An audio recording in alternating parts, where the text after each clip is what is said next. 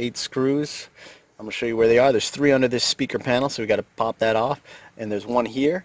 As you can see, a plastic one. There's 1 right in here. That's 2. That makes 5, 6, 7, 8. There's a tab here, and that'll access 3 screws. 1, 2, 3. Push this towards the lock, and you can see. And we pull a white tab. We can pry that off with a screwdriver.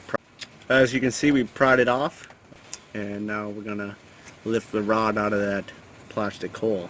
Take that metal rod out of the hole. That metal rod went in there and then hooks down. First pop it off, the screwdriver, then lift it out of the hole.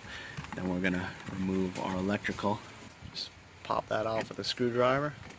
See, it was just clipped in there at the speaker, and it just snapped out. Next, we'll just pull it up, and now it is pretty much out. Just that speaker wire has to be unhooked. Okay, removing the speaker wire. As you can see, there's 2 clips on either side of, and wiggle jiggle out, and we are free. Remove this, and then move. And as you can see, there's a clip here. We're going to remove that, and we got our vapor barrier, and we are going to stick it over here. These are 10 millimeters. I just loosened them. I didn't take them out. And then you got to reach in here, reach around, and on the window motor, which is right there, there is 3 8 millimeters.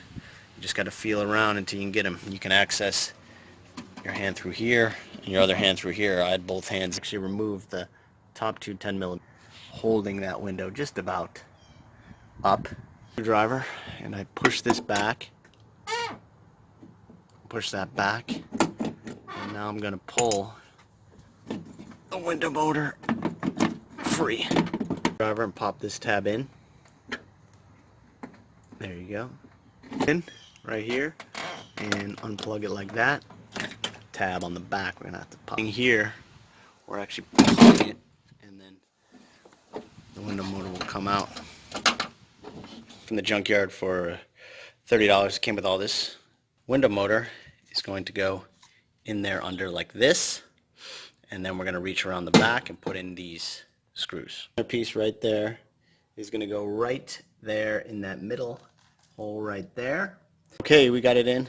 So the motor goes up like this in there, just like this, and your screws are basically where they are. Yeah, right on this. That's kind of on the yellow one.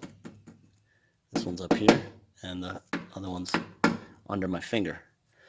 I was able to get at the top one, as I said, looking through here and lining it up with my hand in there.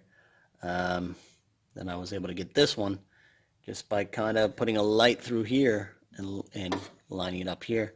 And the bottom one was the easiest one because the other 2 were lined up. You might have to push it together so it kind of snaps in.